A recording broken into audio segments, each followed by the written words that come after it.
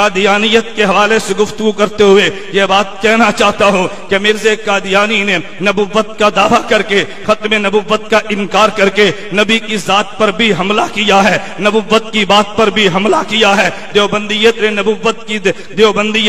نبوت کی ذات اور بات کا دفاع کرتے ہوئے مرزا قادیانی کی ذات کو بھی زیر باس لائے ہیں، مرزا قادیانی کی بات کو بھی زیر باس لائے ہیں۔ میں سے ایک سوال کا جواب دینا وکیلانہ طرز پہ ضروری سمجھتا ہوں۔ جب ہمارے علماء حق نے مرزا قادیانی کی ذات پر بحث کی ہے، جب بے ایمان شراب پیتا تھا، بے ایمان زنا کرتا تھا، بے ایمان خلوت میں نامحرم عورتوں سے اپنی ٹانگیں دباتا تھا، دن میں 100 بار پیشاب کرتا تھا، بے ایمان انگریز کا ٹوٹ ایجنٹ تھا۔ بہت سارے لوگوں نے جن کے دل میں دین کا درد تھا مگر دین کا علم نہیں تھا، وہ کہنے لگے مولویت کو مرزا کی ذات پر اعتراض نہیں کرنا چاہیے، مرزا کی بات پر اعتراض کرو، ذاتیات پہ تنقید کرنا انسانیت کو زیب نہیں دیتا۔ مولانا محمد علی جلندری نے دیوبندیت کی طرف سے بات کرتے فرمایا مرزا قادیانیت نے مولویت کا دعویٰ نہیں کیا، اس نے نبوت کا دعویٰ کیا ہے۔ مولویت کی بات کو ماننا ضروری ہے، مولویت کی ذات کو ماننا ضروری نہیں ہے۔ جو نبوت کا دعویٰ کرتا ہے پہلے اس کی ذات ہے پھر اس کی بات ہے، اور دلیل کے دور میں نبوت کا پہلا خطبہ پیش کیا کہ میرے پیغمبر نے فرمایا لبثت فیکم عمرا، اور مکے والو تمہارے اندر میں عرصہ دراز گزار چکا ہوں، هل وجدتمونی صادقا ام کاذبا، تم نے محمد کو کیسا پایا ہے؟ مکے والے کہنے لگے جربنا غیر مرہ، ہم نے کئی بار تجھے آزما کے دیکھا ہے، ما وجدنا فیک الا صدقا، محمد تجھے سراپا صداقت پایا ہے۔ پھر نبوت نے فرمایا قولوا لا الہ الا اللہ تفلحوا، پہلے محمد صلی اللہ علیہ وسلم نے اپنی ذات کو پیش کیا ہے، پھر پیغمبر نے بات کو پیش کیا ہے۔ میرے نبوت نے پہلے خطبے میں بتا دیا پہلے پیغمبر کی ذات ہوتی ہے پھر پیغمبر کی بات ہوتی ہے۔ قادیانی نے نبوت کا دعویٰ کیا پہلے اس کی ذات کو زیر باس لایا جائے گا پھر اس کی بات کو زیر باس لایا جائے گا۔ پیغمبر کے تم نے دو ناموں کو دیکھا ہوگا، حضرت امیر حمزہ نے جب کلمہ نبوت کا پڑھا ہے تو پہلی دفعہ حضرت امیر حمزہ رضی اللہ عنہ نے نبوت کی خدمت میں پیش ہو کے جو قصیدہ پڑھا تھا، حضرت امیر حمزہ فرماتے حمدت اللہ نہدا فؤانی الی الاسلام والدین الحنیف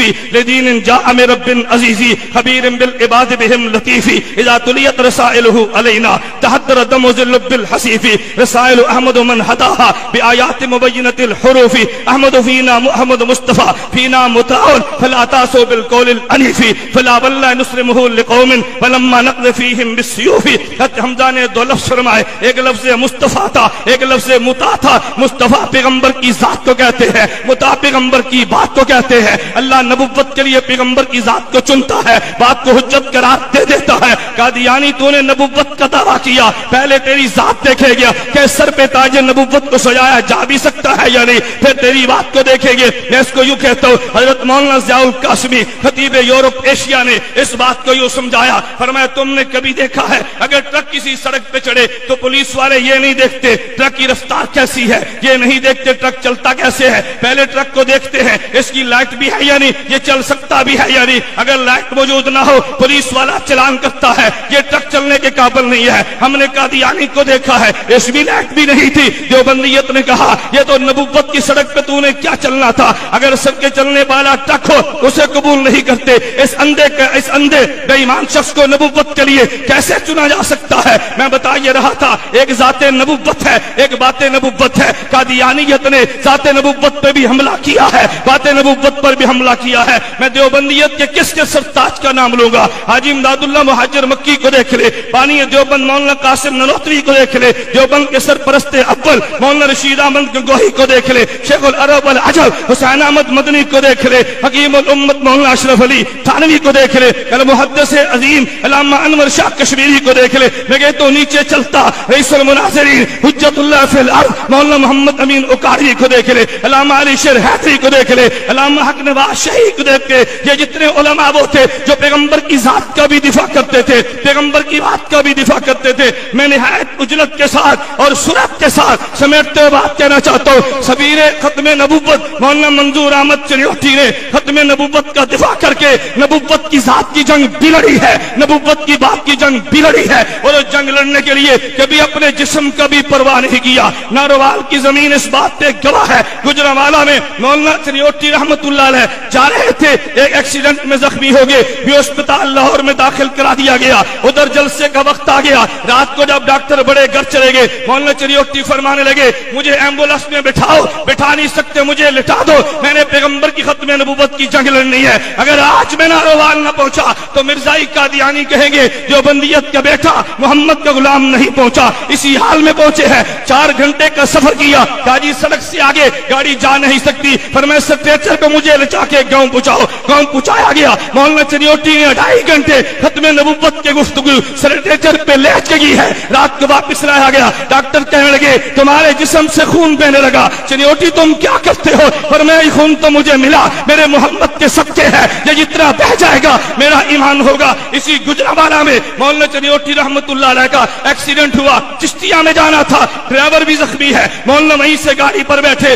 زخمی وجود کے ساتھ خون آلودہ کپڑوں کے ساتھ وہاں چشتیہ میں پہنچے۔ مولانا اس حال میں پہنچے ہو؟ فرمایا جی ہاں میرے پیغمبر کی ختم نبوت کا مسئلہ تھا۔ کبھی مولانا گھر میں گئے ہیں تو مولانا کی والدہ کہنے لگی منظور احمد میرے دل کو تو دیکھو، ہر روز پولیس پہرا، ہر روز چھاپے پڑتے ہیں، جب تک میں زندہ ہوں کوئی تھوڑی سی نرمی کر لو، جب میں دنیا سے چلی جاؤں گی پھر شدت اختیار کرنا۔ مولانا چنیوٹی فرمان لگے نہیں ماں تو نے وہ مائی نہیں دیکھی جو بیٹوں کو رخصت کرا کرتی تھی، اگر تو نے دل چھوٹا کر لیا چنیوٹی جنگ کیسے لڑے گا؟ وہ جملے نے ماں کے دل کی کایا پلٹ دی، کہا بیٹا تو ختم نبوت کی جنگ لڑ، میں ماں بن کے تیرے سر پہ ہاتھ رکھا کروں گی۔ ایک شخص نے مولانا چنیوٹی کے بارے میں کتاب چھپ چکی ہے، میں یہ بات بتا رہا تھا اگر سامنے میں جنرل یا خان آیا ہے ماشاءاللہ لگا تھا مولانا چنیوٹی گفتگو کر رہے تھے اور دیوبندیت کی تاریخ کو دوہرا رہے تھے۔ ایک جرنیل نے کہا منظور احمد تمہیں پتا ہے یہ ماشاء اللہ کا دور ہے، ہم کسی بات کو برداشت نہیں کرتے۔ مولانا فرمان لگے ہاں مجھے پتا ہے، لیکن کیسی حکمت کے ساتھ بات فرمائی۔ فرمایا تم کسی کو کہتے ہو کسی کو کچھ نہیں کہتے؟ کہا جی نہیں ہم تو جو بھی قانون کی مخالفت کرے ہم ہر کسی کے خلاف قانون کو حرکت میں لاتے ہیں۔ فرمایا نہیں جنرل صاحب یہ بات نہیں ہے، تم بازو کو معاف بھی کر دیتے ہو؟ کہا نہیں۔ فرمایا اچھا میں تم سے پوچھتا ہوں مرزا قادیانی نے بھوک ماری ہے جو میری نبوت کو نہیں مانتا، وہ خنزیر کنجری کی اولاد ہے، اس کے خلاف تم نے کون سا ایکشن لیا ہے؟ تم نے اس کو معاف نہیں کر دیا؟ کہا ہمارے علم میں نہیں تھا، کہا کتاب میں دیتا ہوں تم اس کا ایکشن تو لے کر دیکھو۔ وہ جنرل شرمندہ ہو گیا، مولانا کو چائے پلا کے رخصت کر دیا۔ میں بتا یہ رہا تھا کہ مولانا منظور احمد چنیوٹی رحمت اللہ علیہ میں نے باقی کابر علماء دیوبند کا تذکرہ جان بوجھ کے چھوڑتے ہوئے آج سفیر ختم نبوت کی بات کی ہے۔ مولانا چنیوٹی رحمت اللہ علیہ اتنے بڑے مقام پہ بلند تھے، میں علماء سے کہوں گا خطبہ سے کہوں گا اپنے کابر سے بڑھ کے کبھی بڑک مارنے کی کوشش نہ کرنا۔ مولانا چنیوٹی کو میں نے عجیب دیکھا، ان کے حالات میں لکھا ہے ایک شخص کہنے لگا حضرت مجھے آپ یہ تو ارشاد فرمائیں آپ کے اکابر اتنی مشقتیں برداشت نہیں کرتے تھے، اتنی شدت سے جنگ نہیں لڑتے تھے، وہ تو بہت نرمی بھی کر لیتے تھے، آپ کے استاذ کا نام لیا فلاں استاد اتنا سخت نہیں تھا جتنے آپ سخت ہیں۔ مولانا چنیوٹی نے یہ نہیں فرمایا میرے استاد میں غیرت نہیں تھی، اس میں دلیل نہیں تھی، نانا فرمانے لگے میرے استاد نے بھی شریعت عمل کیا، ایک عمل رخصت کا ہے ایک عزیمت کا ہے، میں نے عزیمت کو لے لیا، استاد نے رخصت کو لے لیا، میرا استاد بھی ٹھیک ہے میں بھی ٹھیک۔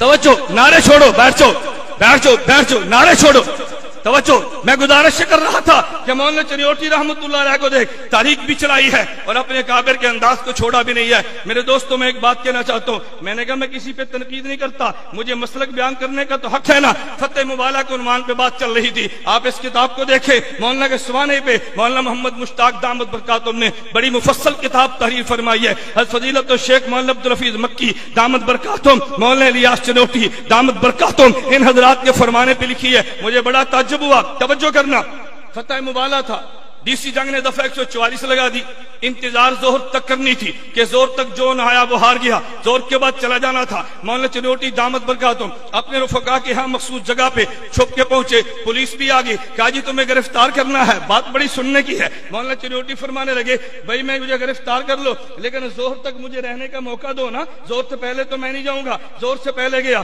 تو وہ کہتے ہیں کہ وہ تو پہلے چلا گیا تھا۔ انہوں نے کہا جی 1 بج گئے ہیں، آپ زور کی نماز پڑھ لیجیے۔ چنوٹی اس وقت بھی مسلک کا خیال کرتے، فرمان لگے میں حنفی ہوں، میری زور کی نماز کے وقت باقی ہے، میں حنفی ہوں، مجھے کوئی جلدی نہیں ہے، میری زور کی نماز کے وقت باقی ہے۔ اس موقع پر مسلک کو پھر بھی نہیں چھوڑا، 2 بج گئے، پھر میں ٹھیک ہے اب ظہر کی نماز پڑھتا ہوں۔ پھر مولانا چنیوٹی وہاں سے روانہ ہوئے، میں نے اختصار سے بات سمجھائی ہے، ایک میرے پیغمبر کی ذات ہے، ایک میرے پیغمبر کی بات ہے، ہم ذات پیغمبر بھی ایمان مانتے ہیں، بات پیغمبر بھی ایمان مانتے ہیں، نبوت کی ذات پہ اعتراض کرے تب بھی بے ایمان ہے، نبوت کی بات پر اعتراض کرے تب بھی بے ایمان ہے۔ علماء دیوبند نے پیغمبر کی ذات کا بھی دفاع کیا ہے، پیغمبر کی بات کا بھی دفاع کیا ہے، اور فتنہ قادیانیت نے نبوت کی ذات پر بھی حملہ کیا، نبوت کی بات پر بھی حملہ کیا۔ میں نے عرض کیا، میں مضمون سمیٹتے ہوئے کہہ رہا تھا، میری بات پہ توجہ رکھنا، صحابیت بنتی ہے ذات نبوت سے، شہادت بنتی ہے ذات نبوت سے، توجہ رکھنا، ولایت بنتی ہے ذات نبوت سے، ذات پیغمبر کے وجود سے، یہ سارے شعبے مارز وجود میں آتے ہیں۔ ذات نبوت کا دفاع ولایت کا بھی دفاع ہے، ذات نبوت کا دفاع شہادت کا بھی دفاع ہے، ذات نبوت کا دفاع یہ میرے پیغمبر کے صحابہ کا بھی دفاع ہے۔ ذات پیغمبر محفوظ ہے تو سب کچھ محفوظ ہے، پیغمبر کی ذات محفوظ نہیں ہے تو کچھ بھی محفوظ نہیں ہے۔ سفیر ختم نبوت فاتح قادیانیت، فاتح مباہلہ مولانا منظور احمد چنیوٹی نور اللہ مرکزہ نے ذات نبوت کا بھی دفاع کیا، بات نبوت کا بھی دفاع کیا۔ اللہ مجھے اور آپ سب کو ذات نبوت کے دفاع کی بھی توفیق دے۔ اللہ ہم سب کو بات نبوت